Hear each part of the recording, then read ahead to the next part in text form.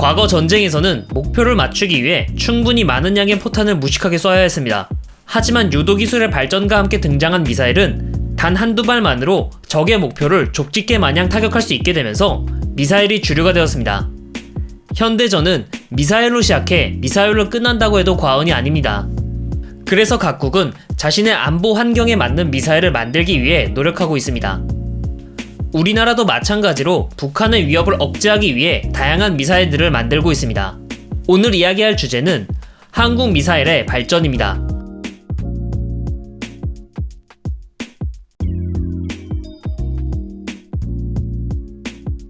산업화의 결실을 맺기 시작한 1990년대는 소련의 붕괴와 불곰 사업을 통해 국방력 선진화가 본격적으로 시작된 시기입니다. 우리 군의 전략 병기들은 대부분 이 시기에 연구 및 양산되기 시작했지요. 대표적인 무기가 바로 순항 미사일입니다.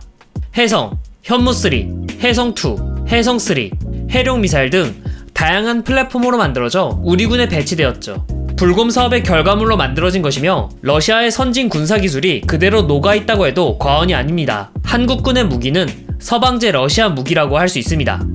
바다에서 접근하는 적함을 막아야 하는 일본과 달리 북한과 대치하고 있는 우리는 유사시 북한의 포병과 장사정포를 빠르게 제압해야 했습니다. 그래서 일본은 대한미사일 개발에 집착하듯 우리는 다양한 플랫폼에 지상 타격용 탄도미사일과 순항미사일을 집중적으로 생산하고 배치했습니다. 그렇다면 탄도미사일과 순항미사일의 차이는 뭘까? 탄도미사일은 포탄처럼 포물선을 그리며 비행하는 미사일을 말합니다.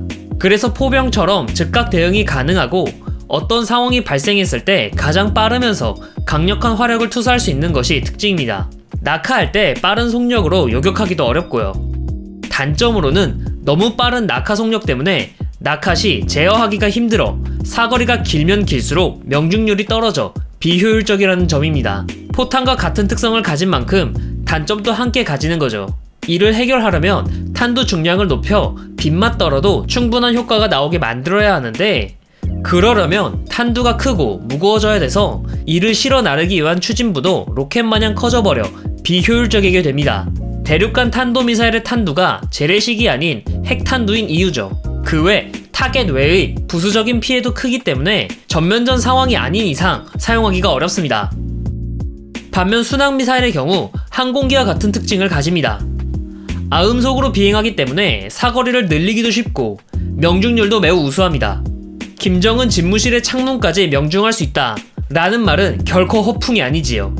이는 부수적인 피해를 최소화할 수 있고 적의 수뇌부만 골라 암살할 수 있습니다. 그래서 저강도 분쟁이나 국지전 등에서도 탄도미사일보다는 자유롭게 사용할 수 있고 전면전 상황의 경우 참수 작전에서도 사용할 수 있습니다.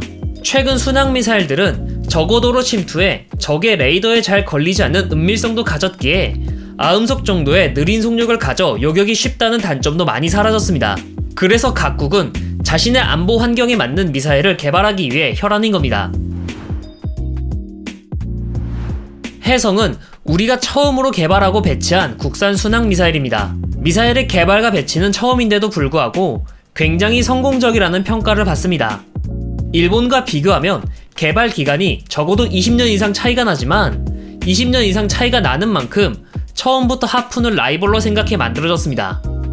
라이벌로 생각한 것답게 중간 유도에서 관성 항법 장치와 GPS 항법을 사용하며 최대 8개의 경로점을 지정하여 적 방공망을 회피할 수 있습니다. 시스키밍을 위한 전파고도계를 장비해 명중률을 올렸고 이상적인 상황에서 참수리 정도의 소형 함선도 30km 거리에서 추적할 수 있는 레이더 시커를 장비했습니다. 해안선이 복잡해 레이더 시커가 표적을 탐지하지 못하는 문제점을 보완하기 위해 지형 데이터를 입력해 비행하는 지형 참조 항법도 사용하고 있죠. 특히 R95, TP300, 소모성 소형 제트 엔진 국산화의 성공, SS760K는 하푼의 제트 엔진과 비교해 높은 추력을 낼 수 있습니다. 그렇기에 적함에게 최종 돌입을 하는 단계에서 하푼보다 기동 성능이 보다 우수하다는 평가를 받습니다. 그래서 보다 더 복잡한 기동을 수행할 수 있습니다. 엔진의 추력이 높다는 건 기동 성능이 우수하다는 의미만 있는 건 아닙니다.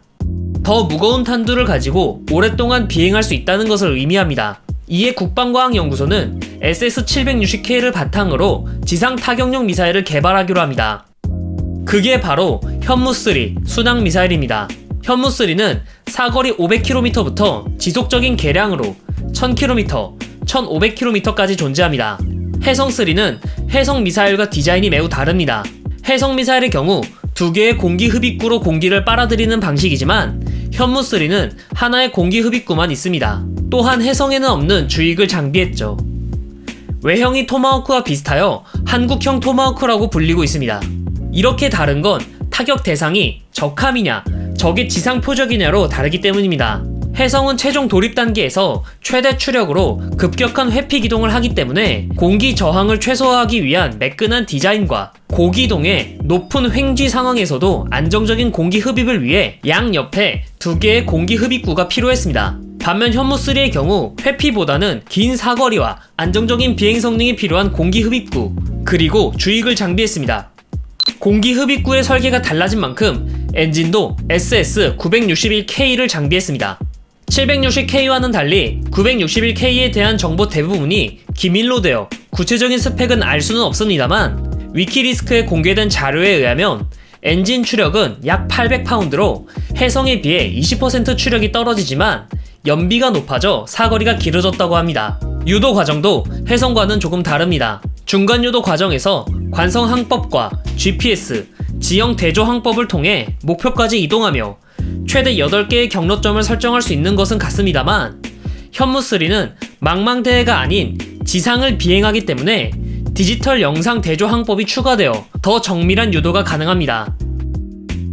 종말 유도 단계에서도 해성은 레이더 시커로 적함을 탐지해 돌입하는 것과 달리 현무3는 적외선 시커를 사용해 지상 표적에 돌입합니다. 해성미사일은 최초의 국산 순항미사일로서 이후 등장할 미사일들의 기술적 모태로서 의미를 가집니다. 하지만 국가 안보적인 측면에서 보면 해성보다는 현무3의 개발 및 배치가 우리나라 안보에 더 큰 의미 있는 영향을 주었습니다. 걸프전 당시 이라크군 방공망을 박살낸 게 토마호크 미사일인 것처럼 유사시 북한의 지휘소 등을 사전에 제압해 지휘 계통을 마비시킬 수 있지요. 북한이 현무3 파괴 훈련이라며 언론에 자신들의 훈련을 보여준 이유도 장거리 지상 타격 미사일의 부담 때문이라고 할 수 있습니다. 현무3는 지대지 미사일이기에 위치만 특정된다면 공격받을 수 있기 때문이죠. 지상에서뿐만 아니라 다양한 환경, 다양한 플랫폼에서 타격할 수 있을 필요가 생겼습니다. 그래서 만들어진 게 해성2 미사일과 해성3 미사일입니다. 각각 함대지, 잠대지 미사일이며 군함과 잠수함에서 발사하기에 지상보다 안전하게 발사할 수 있습니다. 해성3의 경우 2011년에 연평도 포격전 당시 손원 1급 잠수함에 탑재한 채로 대기 중이었다고 하며 2013년 2월에 해성2와 해성3의 영상이 공개되면서 대내외적으로 그 존재를 과시했습니다. 이로써 한국은 북한의 대규모 화력 도발과 전면전 상황에서 북한군을 빠르게 제압할 수 있는 무기를 손에 얻게 됩니다. 덕분에 북한군은 서울 불바다 같은 대규모 화력 도발은 삼가하게 되고 해상 분쟁으로 고개를 돌리게 됩니다. 2010년 들어서 천안함 피격 사건, 연평도 포격 도발 등 서해 교전이 많이 벌어진 이유도 더 이상 서울 불바다 등에 화력 도발을 하면 자신들의 정권이 붕괴된다는 것을 알아서 그런 걸로 생각됩니다. 그렇기에 NLL 주변에서 북한이 도발 시 신속하게 제압할 미사일이 필요해졌습니다. 바로 해룡 미사일입니다. 해성2와 마찬가지로 함대지 미사일입니다. 해성2 미사일은 전략 병기로 취급받고 있어 합참의 허락이 있어야만 사용할 수 있고 연평해전과 같은 급박한 상황에서 확전 우려로 인해 사용하기가 곤란하다는 문제점을 가지고 있습니다. 해룡 미사일은 해성 미사일에서 레이더 시커를 제거하고 연료와 탄두를 더 넣어 지대한 미사일 포대 같은 지상 목표를 제압하는 데 사용하고 있습니다. 여기까지가 현재 개발되고 배치된 한국의 순항 미사일들입니다. 정리하자면 일본과 달리 지상 타격용 미사일에 집중해 개발했습니다. 수량도 충분할 정도로 양산해 배치한 것으로 알려져 입만 터는 북한과 달리 진짜로 대규모 도발 시 대량 응징 및 보복을 수행할 수 있는 능력을 가졌습니다. 여기서 끝이 아닙니다. 공대지 미사일도 현재 개발 완료가 임박했기 때문입니다. 언론에서는 천용 공대지 미사일이라고 하며 기존 타우루스 미사일을 대체할 목적으로 개발되고 있습니다. 천룡 공대지 미사일까지 개발이 완료되면 국군은 육해공 다양한 플랫폼에서 지상 목표를 타격할 수 있게 됩니다. 다만 아쉬운 점이라고 하면 너무 지상 타격 위주로 발전하다 보니 북한을 제외한 주변국의 도발을 억제하기 위한 대함, 대공미사일의 발전이 상대적으로 늦었다는 점입니다.